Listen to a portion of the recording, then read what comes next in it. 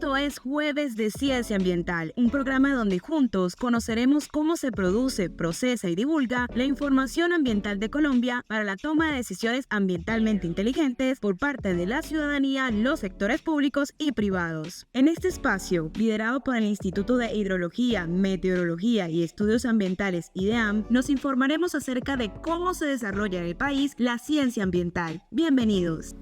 Hola a todos y a todas, soy Gislian Echeverry Prieto, directora general del Instituto de Hidrología, Meteorología y Estudios Ambientales IDEAM. En este primer episodio tenemos un invitado muy especial, el doctor Javier Campillo Jiménez, viceministro de Energía. Bienvenido a este Jueves de Ciencia Ambiental. Directora, muchísimas gracias. Es para mí un placer comenzar con esta secuencia de Jueves de Ciencia. Me encanta conversar sobre estos temas. Viceministro, entremos en materia. En este episodio conversaremos sobre monitoreo ambiental para la vida. Cuéntenos para usted qué significa esto.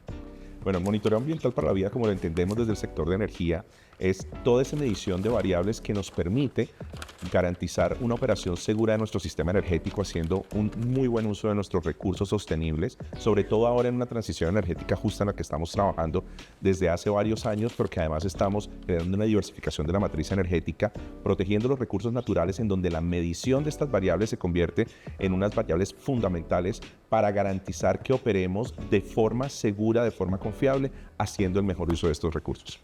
Viceministro, antes de estar liderando el Viceministerio de Energía, usted fue decano de la Facultad de Ingeniería de la Universidad Tecnológica de Bolívar. Desde allí lideró diferentes proyectos en línea de transición energética. Uno de esos proyectos es Aquabus. ¿Nos podría contar un poco más sobre esta línea? Una de las ventajas de estar en una universidad es que tienes la ventaja de estar trabajando con ideas muy nuevas, estar trabajando con muchísimos enfoques. Fue un proyecto que comenzó a gestarse desde el año 2016, 2017 aproximadamente, que regresé al país, y quisimos desarrollar una solución sostenible de transporte acuático para Cartagena. Desde hacía muchísimos años y muchísimas décadas se venía conversando en el aprovechamiento sostenible de los cuerpos de agua de la ciudad. Y uno de los grandes inconvenientes que encontramos es que el combustible empleado para la propulsión era un combustible que generaba emisiones, pero que además también en muchos de los casos podía generar contaminación directa en los cuerpos de agua, que además tienen un ecosistema muy frágil en los cuerpos internos de la ciudad donde tenemos tantos mangles. Como resultado, el diseño de Aquabus es el diseño de una embarcación que está diseñada para operar a la velocidad de operación de los canales internos, que son entre 6 y 7 nudos, de forma que no genere una afectación por el oleaje hacia tanto a las murallas como a los manglares que se encuentran en esta zona, que no generara emisiones y que respondiera a las condiciones meteomarinas de la ciudad. Hoy por hoy es una embarcación que puede transportar a 12 pasajeros, es una embarcación que tiene ya su licencia de operación, tiene licencia de navegación de la DIMAR, y está generando en estos momentos una gran cantidad de información, no solamente para la UTV, sino para todo el país, porque hemos diseñado esto utilizando protocolos abiertos, y que esta información pueda servir para que empresas del país puedan desarrollar, para que otras universidades puedan optimizar los diseños, y que podamos contar con estas soluciones, ojalá en todos los cuerpos de agua de nuestro país. Un proyecto muy completo y complejo y bastante interesante, que hace parte de las estrategias en esa línea de la transición energética justa. ¿Qué podríamos decir acerca de las mediciones? Las mediciones en la transición energética justa son absolutamente necesarias. Cuando estamos hablando de proyectos de generación de energía renovable, estamos hablando que estamos aprovechando la energía que nos da la Tierra, que a través del viento, a través de la energía solar, a través de las pequeñas centrales hidroeléctricas, la geotermia, y es fundamental conocer y poder predecir cuáles van a ser las variaciones que vamos a obtener. Uno de los ejemplos que estamos viviendo hoy tiene que ver con las desviaciones que obtenemos en la irradiación solar sobre los grandes parques solares que estamos construyendo. Nosotros en Colombia desarrollamos una resolución desde la CREG en el año 2019, en donde le pedíamos a las empresas que lograran mantenerse dentro de un rango en la producción de energía, porque es para nosotros fundamental desde el Centro Nacional de Operaciones garantizar una operación confiable del sistema nacional. No podemos tener variaciones abruptas en la generación de energía porque la demanda es variable. Entonces, cuando tenemos variable la generación y la demanda, es muy complejo garantizar la estabilidad del sistema. Por ende, necesitamos y dependemos de sistemas de predicción que nos den ventanas de 24 horas en adelanto, una predicción de cuál va a ser la generación de energía hora a hora el día siguiente. ¿Qué sucede? Colombia tiene unos sistemas muy complejos, sobre todo cerca de nuestras cordilleras. Cuando nos encontramos con instalaciones fotovoltaicas cerca de nuestras cordilleras, se generan microclimas que generan formaciones nubosas muy importantes, muy complejas de predecir. Es por eso fundamental hacer una combinación entre la información satelital e información de estaciones meteorológicas en sitio para combinar la información y garantizar que podamos predecir con un alto nivel de certidumbre cuánta energía vamos a producir. Bueno, esto que usted dice es un punto de convergencia justamente entre la labor que realizamos desde el IDEAN y lo que aportamos a los diferentes sectores, no solamente al sector energía, sino al sector agricultura, al sector transporte, incluso al sector turismo y a los demás carteras que hacen parte del gobierno territorial y también de los entes territoriales. Esta aplicación del conocimiento que generamos desde el instituto supone varios retos para nosotros. Nosotros trabajamos en 3 frentes muy grandes. Uno de ellos es el ingreso de información o el input. Eso implica monitorear todas las matrices ambientales en el territorio nacional, y estas hojas de ruta que ustedes mencionan también nos da una línea para priorizar qué elementos, qué matrices o qué escenarios, qué posiciones geográficas deberíamos priorizar para esa entrada de información, o qué gaps tendríamos en términos de variables que sean relevantes justamente para esos proyectos y esas transiciones. Otra línea de trabajo muy importante dentro del instituto, que se constituye como un data center ambiental, es el procesamiento de la información, y eso también implica un reto grandísimo en términos de la capacidad para procesar toda la información que necesitamos en términos del territorio nacional, y además con estos retos que se vienen, que implican además una precisión para disminuir la incertidumbre de esa información que tenemos que entregar al país. Y el tercer frente, que además es un reto grandísimo y ahora en el marco del Acuerdo Escazú, es la divulgación de la información, que implica no solamente entregar comunicados y boletines como lo hacemos hoy en día, sino también dar acceso a los datos en las diferentes plataformas de información y lograr de alguna manera cruzar las capas de información ambiental con las otras capas de información demográficas y diferentes del territorio, que permita evaluar de una manera mucho más sistemática y mucho más compleja los territorios y superar un poco esa comprensión fragmentada de lo que tenemos hoy en día como ambiental, de tal manera que podamos avanzar de una manera mucho más certera a esos escenarios. Y en esa línea justamente de retos tecnológicos, viceministro, el uso de la inteligencia artificial es cada vez más cotidiano en muchas actividades. ¿Usted considera que para el monitoreo ambiental, para la vida, desde su cartera se podría aplicar? Completamente, de hecho ya lo estamos haciendo y muchos de nuestros agentes ya están tomando en cuenta toda la información histórica alimentada con información nueva y nuevas condiciones de variables, de cambios para poder predecir futuras condiciones de operación. La razón por la cual la inteligencia artificial se convierte fundamental es porque estamos viviendo momentos y años que climatológicamente no tienen análogo histórico.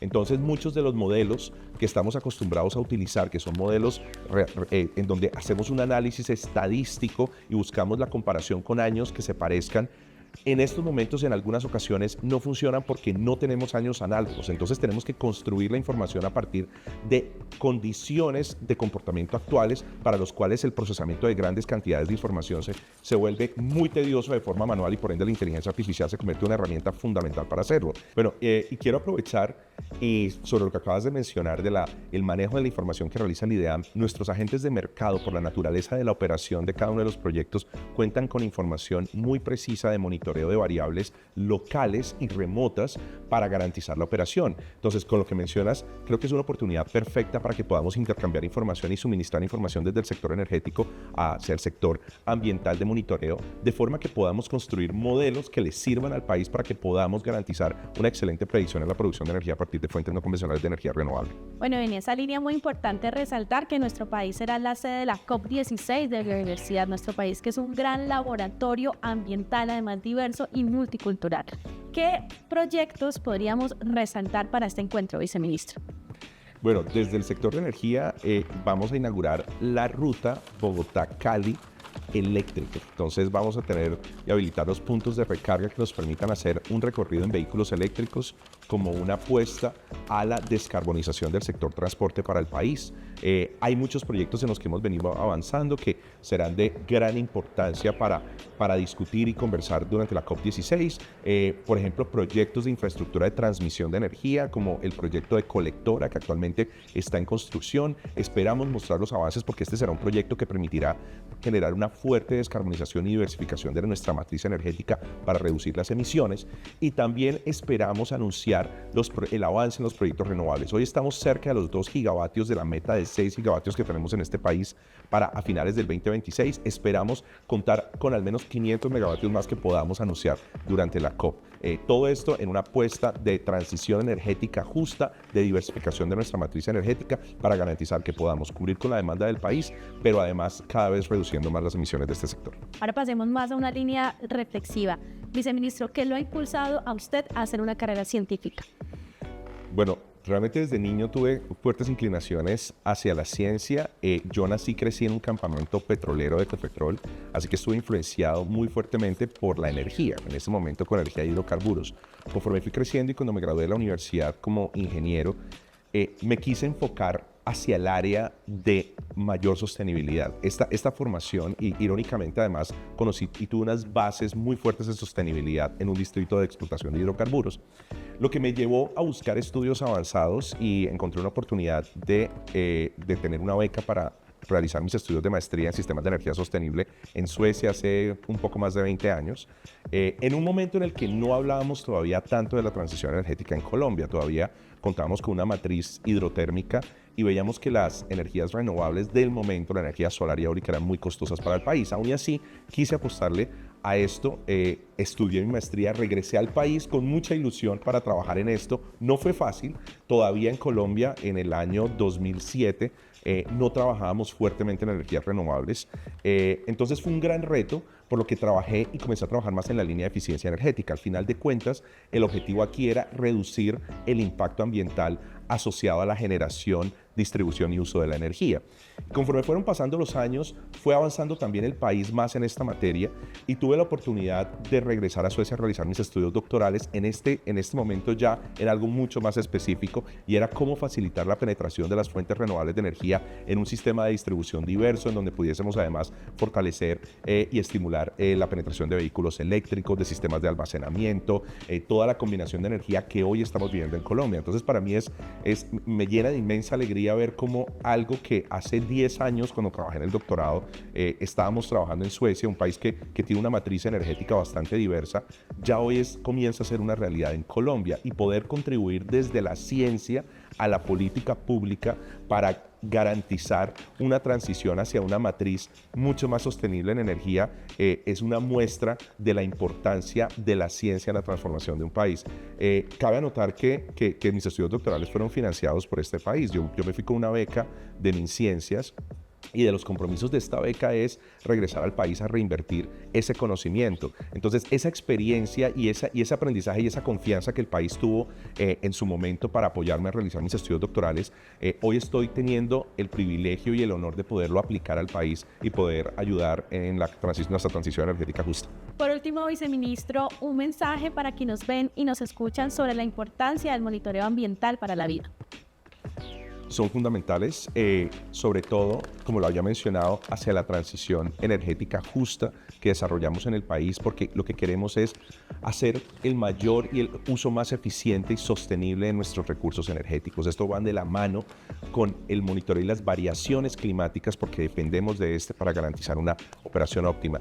Y también me gustaría sumar un poco a esto, y siendo esta nuestra primera sesión de Jueves de Ciencia, es la importancia de la ciencia para la toma de decisiones en política pública. Las decisiones que hemos tomado y las visiones a futuro que estamos construyendo, la política pública que estamos haciendo hoy para garantizar una transición energética justa, está basada en datos y en información científica. Es fundamental que el país mantenga una visión muy aterrizada, muy concentrada en el conocimiento que podemos generar a partir de la ciencia. Es fundamental que además desarrollemos nuestros propios modelos, nuestros propios conocimientos para garantizar un futuro sostenible para el país. Efectivamente, uno de los grandes retos que tenemos hoy es hacer ciencia en contexto y adaptada a los retos que tenemos en este país. Muchas gracias, doctor Javier Campillo, por este espacio, por estar aquí en Jueves de Ciencia Ambiental y por exaltar y visibilizar esa convergencia que hay entre el conocimiento ambiental y el sector energía.